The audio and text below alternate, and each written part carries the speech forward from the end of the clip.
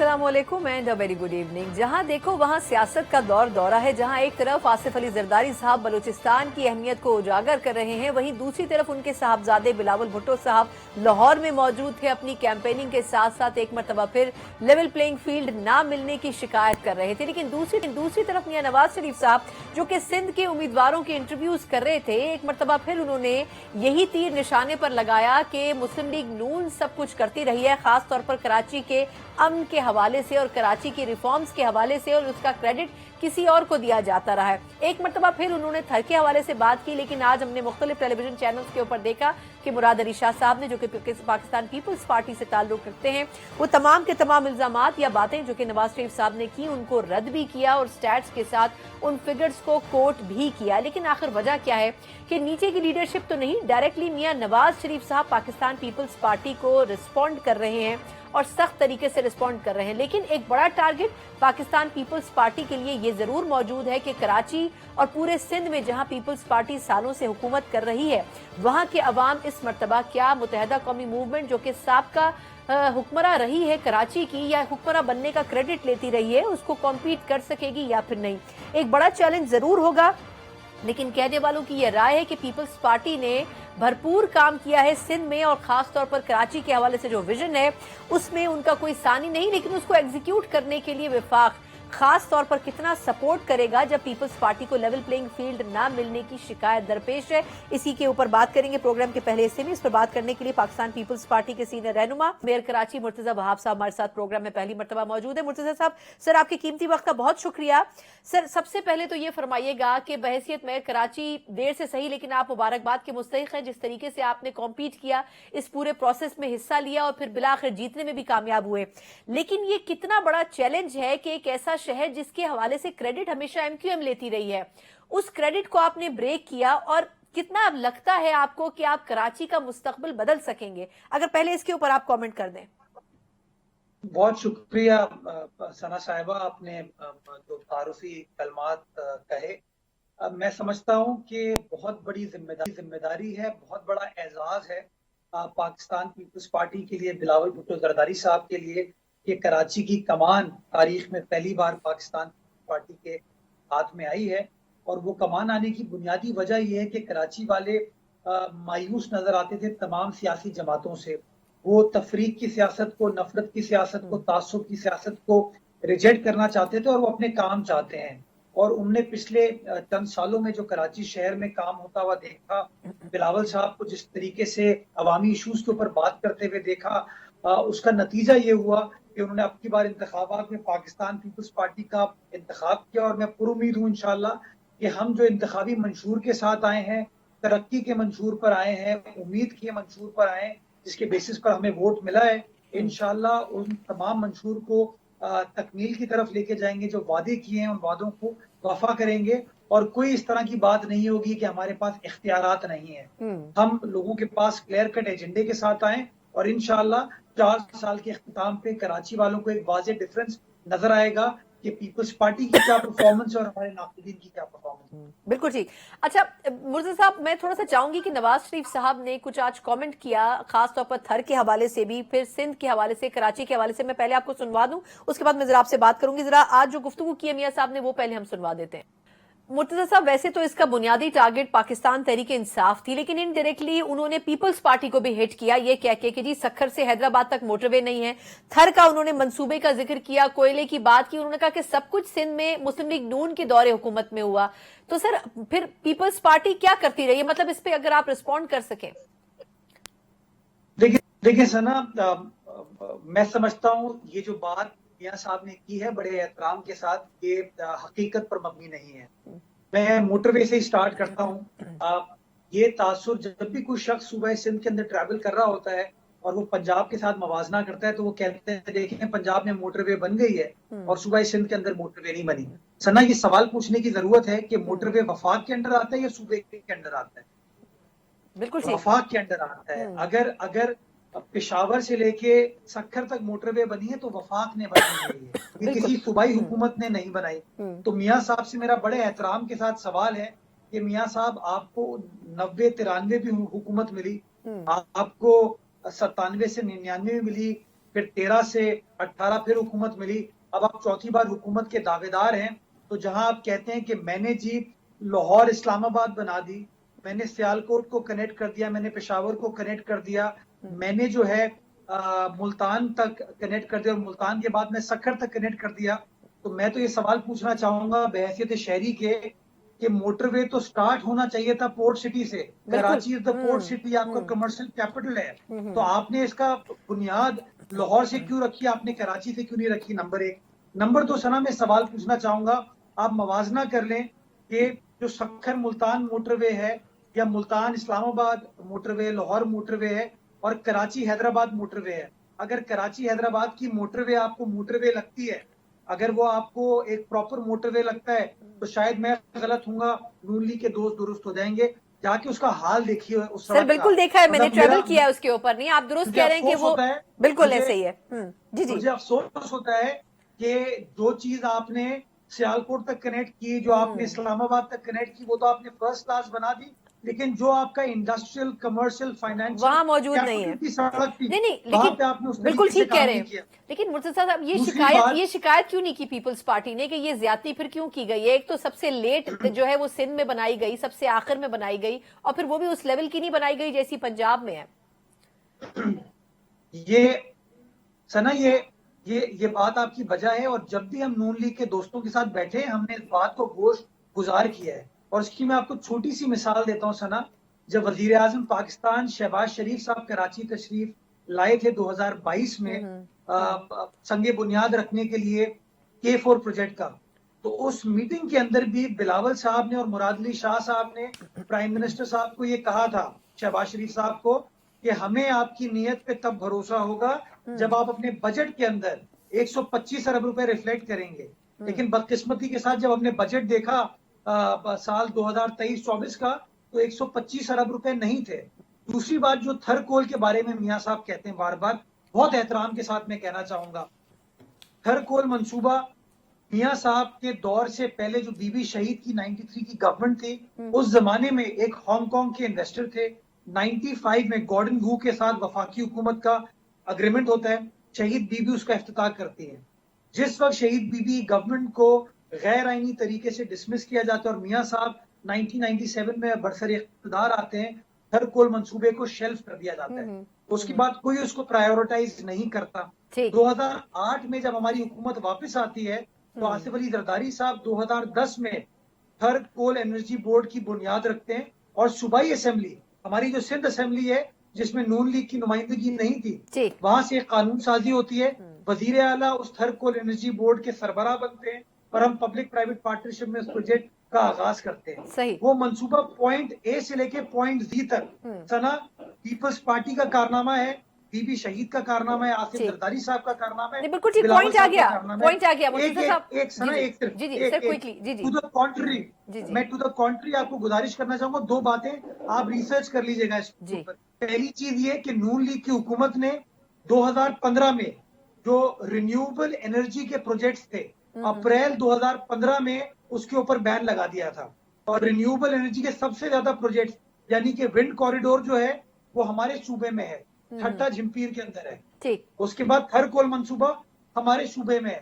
انہوں نے 2015 میں, آپ چاہیں گے میں آپ سے نوٹیفیکیشن شیئر کروں گا, ان کی حکومت نے اس کے اوپر بین لگایا. دوسری چیز, انہوں نے جو ساہیوال کے اندر اپنا کوئلے کا پروجیکٹ سٹارٹ کیا تھا, وہ تھر کے کوئلے پر مبنی نہیں تھا, وہ امپورٹڈ کول پر مبنی تھا.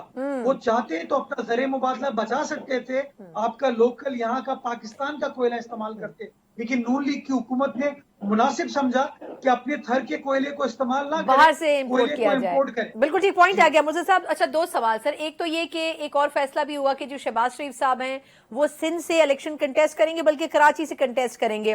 تو دوسری چیز یہ کہ احسن اقبال صاحب نے جب آج کی ان ملاقاتوں کے بعد پریس ٹاک کی, تو انہوں نے کہا کہ اگر سندھ کے عوام ترقی چاہتے ہیں تو مسلم لیگ نون کو ووٹ دیں. سر آپ کو لگتا ہے, آپ نے خود ہی ابھی 125 ارب روپے کا بھی ذکر کر دیا, وہ نہیں مل سکے ان 4 سالوں میں جب نون لیگ رہی, تو کیسے ممکن ہو سکے گا شہباز شریف صاحب آل دا وے آ کے کراچی یا سندھ کو ری ویمپ کر سکیں گے؟ دیکھیں سنا, پچھلے 15 ماہ آپ اٹھا کے دیکھ لیجئے, شہباز شریف صاحب کے پاس یا نون لیگ کے پاس ایمپل اپرچونٹی تھی کہ وہ صوبائی سندھ کے اندر ڈیولپمنٹ پروجیکٹس کو پرائیورٹائز کرتے. पंजाब में उनकी हुकूमत नहीं थी, बलूचिस्तान में उनकी हुकूमत नहीं थी, खैबर पख्तूनख्वा में हुकूमत। वाहिद इत्तेहादी अगर सूबा उनके पास था वो सूबा सिंध था। वो चाहते तो K4 की एडिक्वेट फंडिंग कर सकते थे, वो चाहते तो हैदराबाद सक्खर मोटरवे के ऊपर काम स्टार्ट कर सकते, SDP फंडेड। वो ठीक। चाहते थे कराची हैदराबाद मोटरवे को ठीक कर देते, वो चाहते तो ये जो हमारे माजी के गिले शिकवे रहे हैं, किस तरीके से आपने सिंध को PSDP में प्रायोरिटी नहीं दी है, तो शायद वो मसले हल हो जाते। अगर शहबाज शरीफ साहब चाहते तो K इलेक्ट्रिक के बोर्ड पे कराची के नुमाइंदों को बिठाते। जो वफाक 3 नुमाइंदे भेजती है वो रिटायर्ड इस्लामाबाद का सिविल सर्वेंट नॉमिनेट करके भेज देते हैं। मुनासिब ये होगा कराची में जो लोग बैठे हैं वो लोग आके वहां पर बैठे हैं। अगर शहबाज शरीफ साहब चाहते तो आर्टिकल 158 के तहत हर सूबे का हक है जिसके अंदर गैस पैदा होती है, पहली जरूरियात उसकी पूरी होनी चाहिए। लेकिन बावजूद इसके कि हम उनके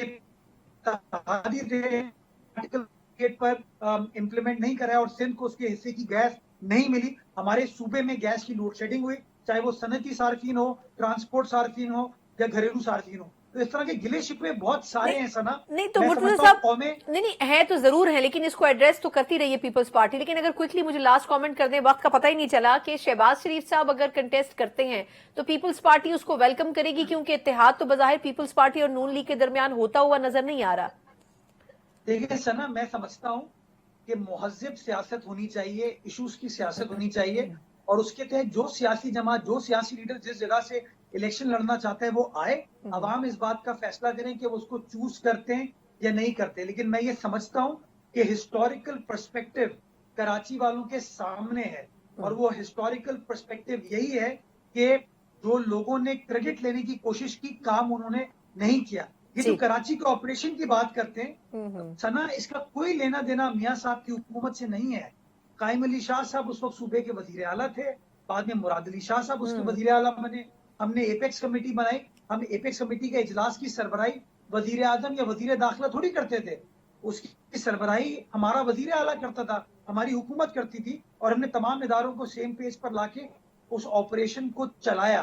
तो मैं समझता हूँ कि हमें कॉन्टेक्स्ट को समझकर बात करनी चाहिए, और टारगेट ये होना चाहिए गलत बयानी ना हो, डेवलपमेंट की पॉलिटिक्स करें, खिदमत की पॉलिटिक्स करें, तासुब की पॉलिटिक्स को, तफरीक की पॉलिटिक्स को हम सबको रद्द करने की जरूरत है, और हमेशा त्याग को सबाक पर मबनी रहकर गुफ्तगू हकाइक के ऊपर करनी चाहिए। बिल्कुल बिल्कुल साहब को जरा चीजों को बता दिया जाए कि एक्चुअली नून लीग की क्या परफॉर्मेंस रही, क्या उनकी प्रायोरिटी थी। मैं सिर्फ आखिर में कहना चाहूंगा, 2013 से 18 की हुकूमत में जो नून लीग के कराची से MPA मुंतखब हुए थे और MNA मुंतखब हुए थे, उन तक ने नून लीग को छोड़ दिया, क्योंकि उन्होंने इस बात को रियलाइज कर लिया कि उनका इंटरेस्ट कराची शहर से बिल्कुल ठीक, बिल्कुल ठीक। बहुत बहुत शुक्रिया मुर्तजा, हमेशा की तरह खुलकर बड़ी गुफ्तगू और जो हकाइक के ऊपर मबनी जो सिनेरियो था वो उन्होंने बयान किया है। ना सिर्फ ये कि मेयर कराची हैं, बल्कि खास तौर पर पीपल्स पार्टी के कराची की हद तक और सिंध की हद तक मामलात को देखते हैं, लेकिन जो तहफ़्फ़ुज़ात पीपल्स पार्टी नून लीग से रखती है वो बरहक है, और वो उन्होंने उनको शेयर भी किया। एक मुख्तसर वक्फा, उसके बाद चाहे पाकिस्तान पीपल्स पार्टी हो, चाहे नून लीग हो, चाहे पाकिस्तान तहरीक इंसाफ हो, सियासी मुस्तकबिल इलेक्शन के हवाले से किसी का भी वाज़े नहीं है। इस पर हम सीनियर तजियाकारों की राय जानेंगे। एक ब्रेक के बाद हमारे साथ रहिएगा। ब्रेक के बाद एक बार फिर आपको खुशामदीद कहते हैं। जिस तरीके से पिछले वीकेंड हमने देखा कि लाहौर हाई कोर्ट ने इलेक्शन कमीशन के आरोज के तौर पर सरकारी अफसरान को तैनात करने के फैसले को स्टे से होल्ड किया, उसी वक्त बरवक्त तरीके से सुप्रीम कोर्ट ने इंटरवीन करने के बाद इस फैसले को मुअत्तल कर दिया। इससे यकायक एक ऐसा मसला तो दरपेश हुआ था कि लगता था कि इंतखाबात में एक मरतबा फिर तातुल आ जाएगा, लेकिन बरवक्त इंटरफेरेंस से आला अदलिया की इस मामले को भी किसी हद तक मंतकी अंजाम पर पहुंचा दिया गया। इंतखाबात के हवाले से जो इबहाम मौजूद था उस इबहाम में किसी हद तक क्लैरिटी आई है, और अब देखना यह है कि इलेक्शन कमीशन किस तरीके से डिलीवर करता है। इसी पूरे मामले के ऊपर बात करने के लिए हमारे साथ मौजूद हैं सीनियर सहाफ़ी और तजियाकार सुहेल बड़ाइच साहब। सुहेल साहब, बहुत शुक्रिया सर आपके कीमती वक्त के लिए। सर पहले तो ये बताइएगा कि ये सुप्रीम कोर्ट और लाहौर हाई कोर्ट के माबैन इख्तियारात की जो जंग हुई, सर दोनों अदालतों की तरफ से एक दूसरे को क्या मैसेज देने की कोशिश की गई है? मेरा ख्याल है एक तो ये मैसेज गया कि जो है अब डेमोक्रेसी के अंदर इंटरप्शन और आइन की वो इंटरप्रिटेशन के जो डेमोक्रेसी के खिलाफ हो वो काबिल कबूल नहीं होगी। और जो पहला मैसेज था वो ये था कि शायद اس فیصلے سے الیکشن ڈیلے ہو جائیں یا جو ہے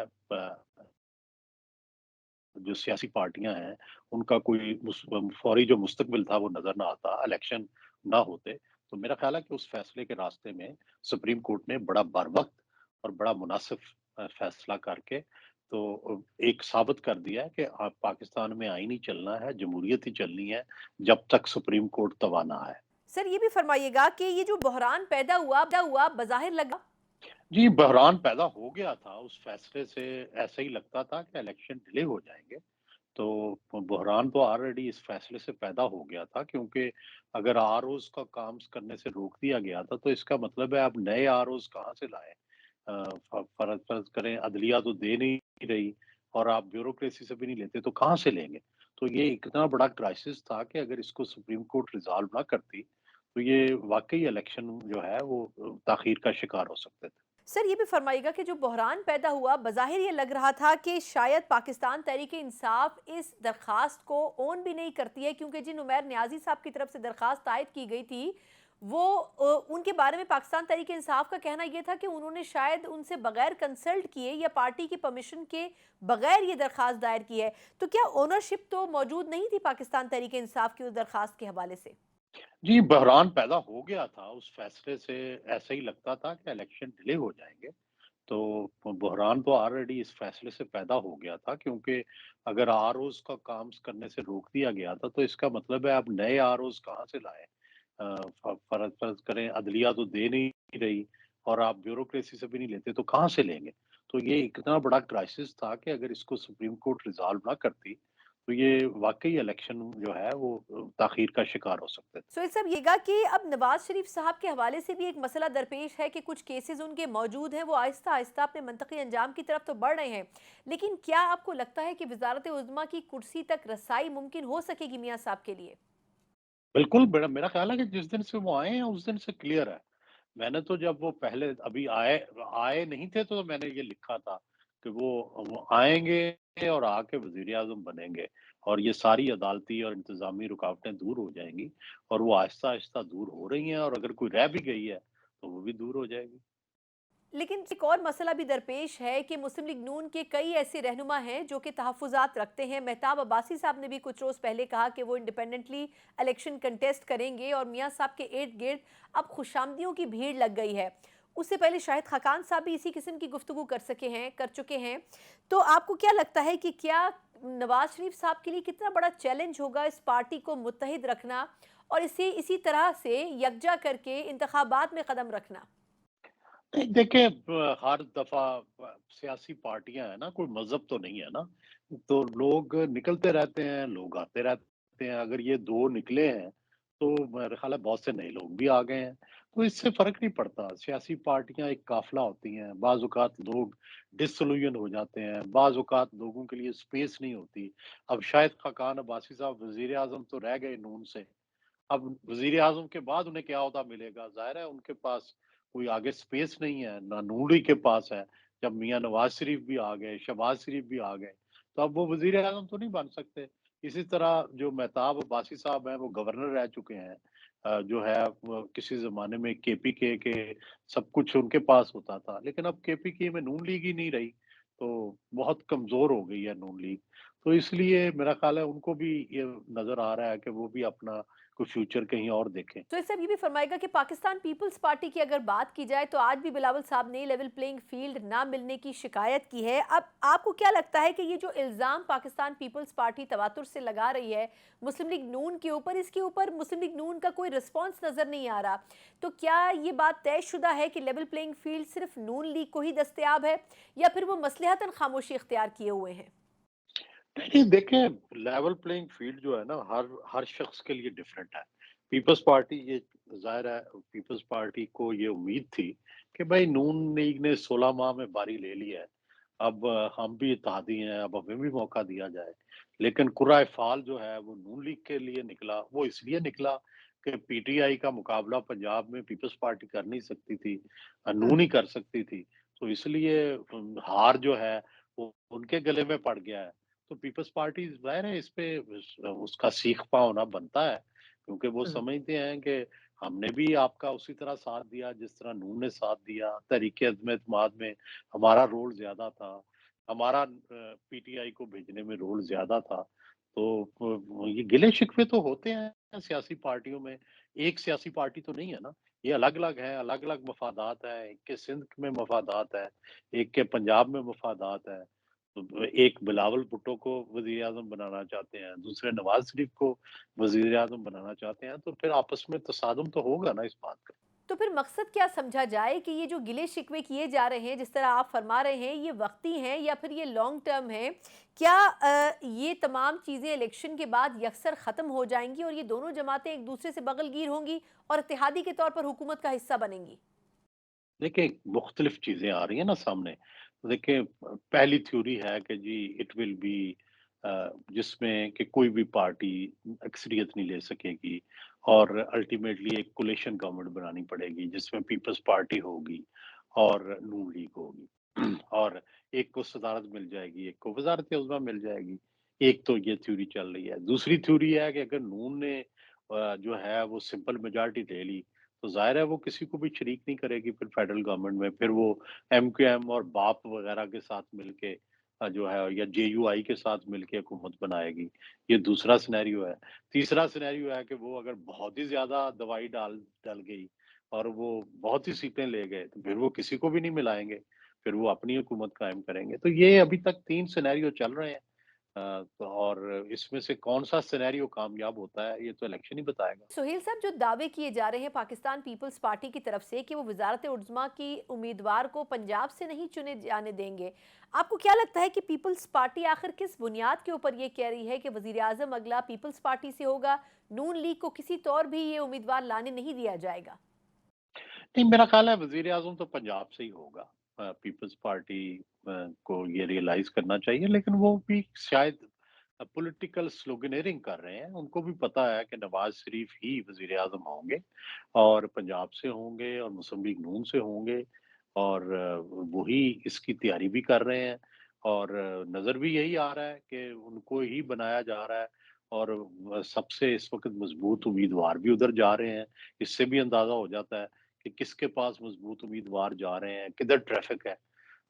سب سے زیادہ دیکھیں الیکشن کو سمجھنے والے لوگ جو ہیں وہ تو الیکٹیبلز ہی ہوتے ہیں نا، تو الیکٹیبل جس کی طرف زیادہ جائیں، سمجھیں کہ اس کی ہوا چل رہی ہے، تو ہوا تو نون لیگ کی چل رہی ہے، پھر اسٹیبلشمنٹ کی بھی ان کو آشیرواد ہے، اور دوسری طرف جو مخالف پارٹی ہے اس کی آشیرواد نہیں ہے بلکہ اس کے بارے میں منفی رویہ ہے اسٹیبلشمنٹ کا، تو پھر کس کو فائدہ پہنچے گا؟ صاف بات ہے نون لیگ کو۔ ایک اور مسئلہ درپیش جو ہے وہ ہے نون لیگ کے بیانیے کا۔ میاں صاحب لندن میں بات کرتے ہیں کہ احتساب ہونا چاہیے، سابق آرمی چیف کا بھی ہو، سابق چیف جسٹس کا بھی ہو، لیکن جب وہ پاکستان پہنچتے ہیں تو وہ معاملہ اللہ پر چھوڑ دیتے ہیں مینار پاکستان میں تقریر کے دوران، اور اب ہم دیکھ رہے ہیں کہ کچھ دنوں سے وہ پھر حساب کی بات کر رہے ہیں، 5 سال جو کچھ ان کے ساتھ ہوا اس کا حساب چاہتے ہیں۔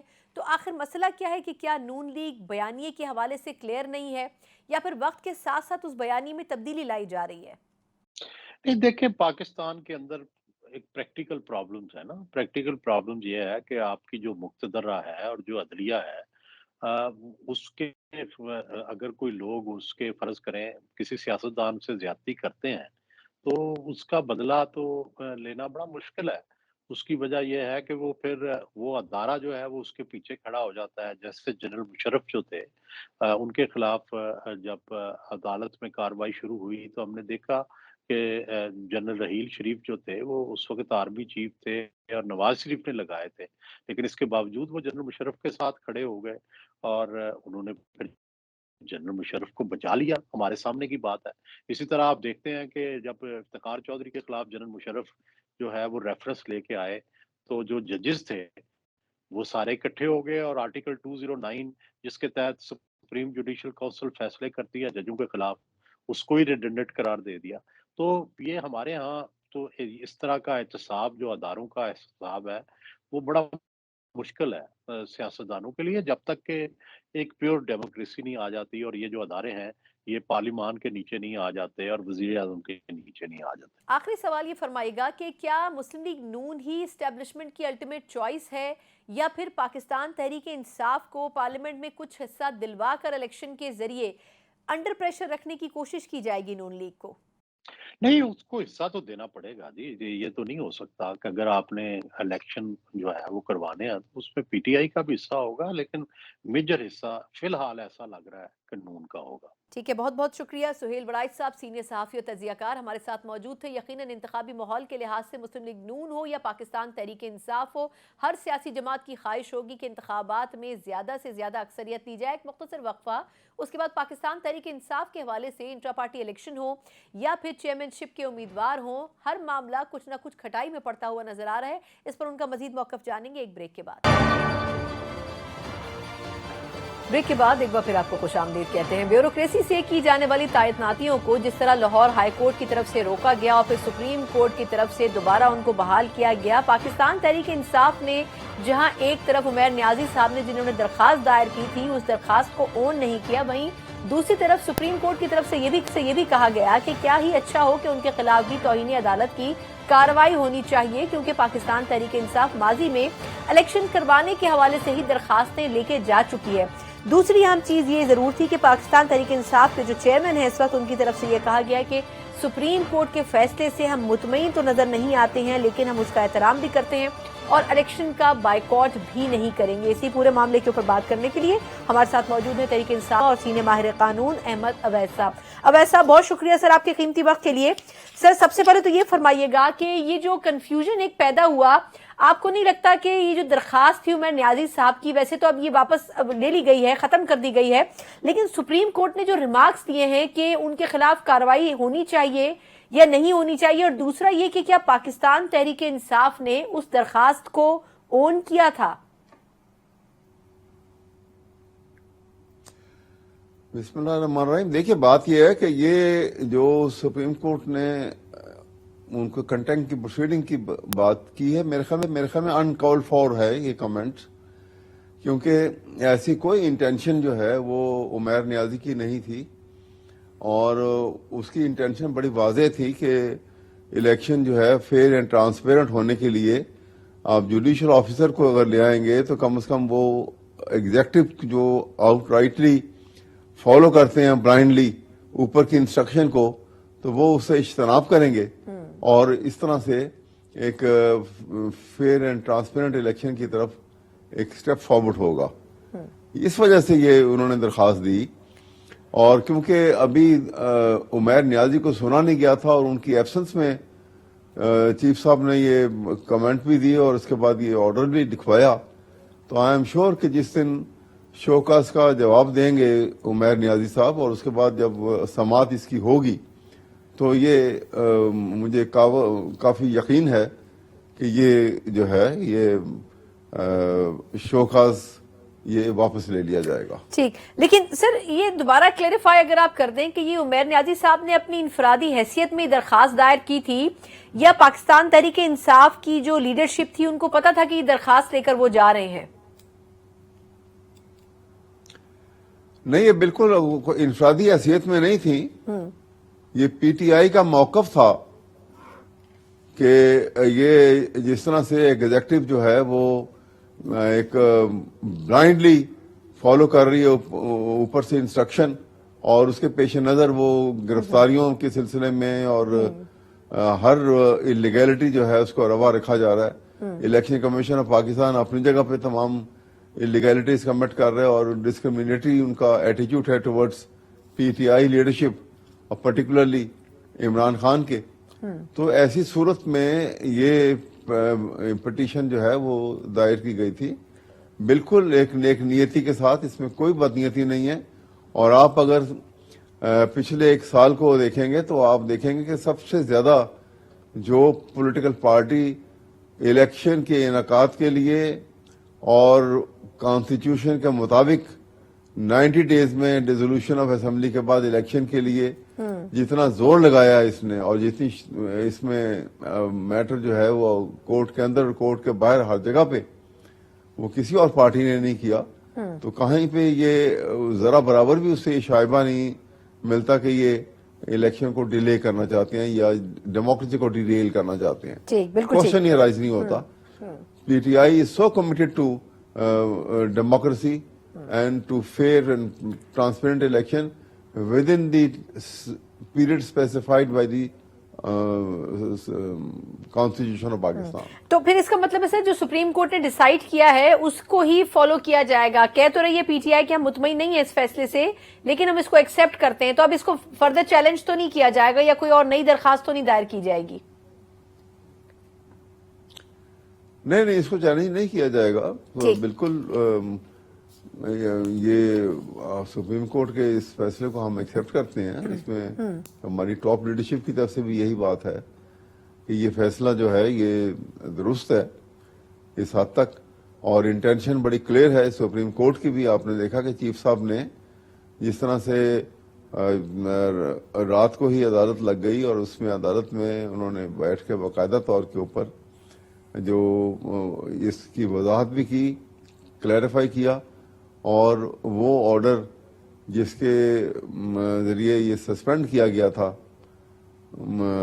یہ سارا پروسیس, اس کو بھی سسپینڈ کر دیا اور ایک باقاعدہ طور پہ ایک اس کی وضاحت جو ہے بڑی ڈیٹیل سے دے دی تاکہ یہ مسئلہ ہمیشہ کے لیے بالکل کلیئر ہو جائے, اور ہر ڈپارٹمنٹ کو یہ بھی پتہ لگ جائے کہ یہ الیکشن جو ہے آن ٹائم ہوں گے. ٹھیک, بالکل ٹھیک. اچھا سر, ایک اور حوالے سے بھی آپ کا کامنٹ چاہوں گی کہ لاہور ہائی کورٹ میں توشہ خانہ کیس اور اس کے ساتھ ساتھ انٹرا پارٹی الیکشن دوبارہ کرانے کی جو الیکشن کمیشن کا فیصلہ تھا اس کے خلاف آج ہیئرنگ بھی ہونی تھی اور اطلاعات یہ تھی کہ شاید اس حوالے سے فیصلہ بھی محفوظ ہوا ہے. سر, ایکسپیکٹیشن کیا ہے انٹرا پارٹی الیکشن کیس میں آپ لوگوں کی, جو الیکشن کمیشن نے تحفظات رکھے ہیں پی ٹی آئی کے انٹرا پارٹی الیکشن پہ؟ دیکھیں, جو الیکشن پی ٹی آئی نے کروائے اپنے, وہ بالکل قانون کے مطابق اور ضابطے کے مطابق بالکل درست کروائے ہیں, کیونکہ یہ ایک ایسی اسٹیٹ ہے کہ الیکشن جنرل الیکشن جو ہیں وہ سر پہ ہیں, اور ایسے موقع کے اوپر یہ متحمل نہیں ہو سکتی پی ٹی آئی کہ وہ پورے پاکستان سے ممبرز کو اور کارکنان کو تمام کو بلائیں یک جگہ پہ, اور پھر ایک بڑا جمگٹھا ہو, بڑی گیدرنگ ہو, اور پھر وہاں پہ الیکشن باقاعدہ کروائے جائیں اور اس میں کنٹیسٹ ہو.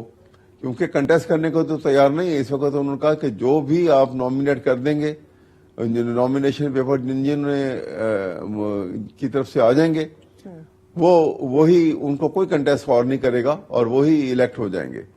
اور باقاعدہ طور پہ وہ الیکٹ ہو گئے, کیونکہ ان کا ارادہ یہ تھا, اکبر بابر کا تو بڑا واضح ارادہ یہ تھا, اس کے پیچھے اسٹیبلشمنٹ جو تھی اس کے ساتھ ملی ہوئی تھی کہ وہ جس وقت یہ ایک بڑے اجتماع اکٹھا ہوگا اور وہاں پہ یہ اسٹیبلشمنٹ کے کندھوں پہ بیٹھ کے اکبر بابر صاحب آئیں گے اور آ کے کہیں گے کہ جی میں نے بھی الیکشن لڑنا ہے. سر, آپ کے خیال میں اسٹیبلشمنٹ اکبر ایس بابر صاحب کو لے کے آئی ہے؟ آپ کے خیال میں اسٹیبلشمنٹ نے لانچ کیا ہے اکبر ایس بابر صاحب کو؟ سر, وہ تو پچھلے 8-10 سال سے اسی حوالے سے کنٹیسٹ کر رہے ہیں کہ پی ٹی آئی میں فورن فنڈنگ کا جو کیس ہے وہ تو ان کا اپنا تیار کردہ ہے نا, اس میں اسٹیبلشمنٹ کا تو کوئی رول نہیں ہے.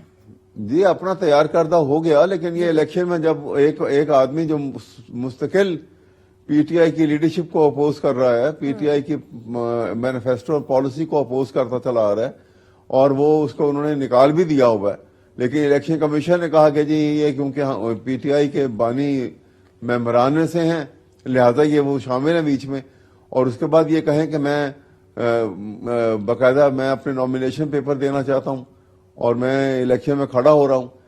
تو یہ سارا ایک جھوٹا پروپیگنڈا تھا. نامینیشن پیپر انہوں نے کہیں نہیں دیے, کہیں دکھایا نہیں ہے, کہیں کسی میڈیا کو نہیں دکھایا کہ یہ نامینیشن پیپر ہے میرے اور مجھ سے کوئی لے نہیں رہا.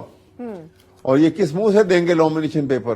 پی ٹی آئی کا کون سا ممبر ہے جو ان کو سپورٹ کرے گا یا ان کو سیکنڈ کرے گا یا ان کو پرپوز کرے گا؟ دیکھو نا, یہ ایک پارٹی کا ایک اپنا ڈسپلن ہوتا ہے, ایک اپنے ڈائنامکس ہوتے ہیں پارٹی کے. جو کچھ پارٹی کے ساتھ یہ کرتے رہے ہیں, پارٹی کی لیڈرشپ کے ساتھ جو انہوں نے سلوک روا رکھا ہے, اس کے بعد یہ ایکسپیکٹ کریں کہ ان کے ساتھ کوئی یہ باقاعدہ الیکشن لڑیں گے اور ان کو کوئی ووٹ دے گا. لیکن ان کی نیت یہ نہیں تھی. ان کی نیت یہ تھی کہ وہ اسٹیبلشمنٹ کو ساتھ ملا کے ان کے کندھوں پہ بیٹھ کے آئیں گے اور اس گیدرنگ میں آ کے سچویشن کو پریسیپیٹیٹ کریں گے, خراب کریں گے, اور پولیس ساتھ ہوگی, وہ لاٹھی چارج کرے گی, کچھ کو گرفتار کر لیں گے, کچھ کو بھگا دیں گے وہاں سے, اور شام کی خبروں میں ایک خبر لگ جائے گی کہ پی ٹی آئی کا الیکشن نہیں ہو سکا. یہ تھا ان کا پلان, وہ فضل آؤٹ ہو گیا سارا پلان. بالکل ٹھیک. بہت بہت شکریہ احمد اویس صاحب, تحریک انصاف کے سینئر رہنما. ماہر یقیناً انٹرا پارٹی الیکشن کے حوالے سے چیلنجز تو درپیش ہیں پاکستان تحریک انصاف کو, لیکن اکبر ایس بابر صاحب جو کہ اولین پیٹیشنر ہیں اس حوالے سے الیکشن کمیشن میں بھی رجوع کر چکے ہیں, انٹرا پارٹی الیکشن کے اوپر سوالات بھی اٹھا چکے ہیں. ان کے حوالے سے جو تحفظات ہیں پاکستان تحریک انصاف کے, وہ احمد اویس صاحب کی زبانی آپ نے سنے. اسی کے ساتھ پروگرام سے مجھے اجازت دیجیے. اللہ حافظ.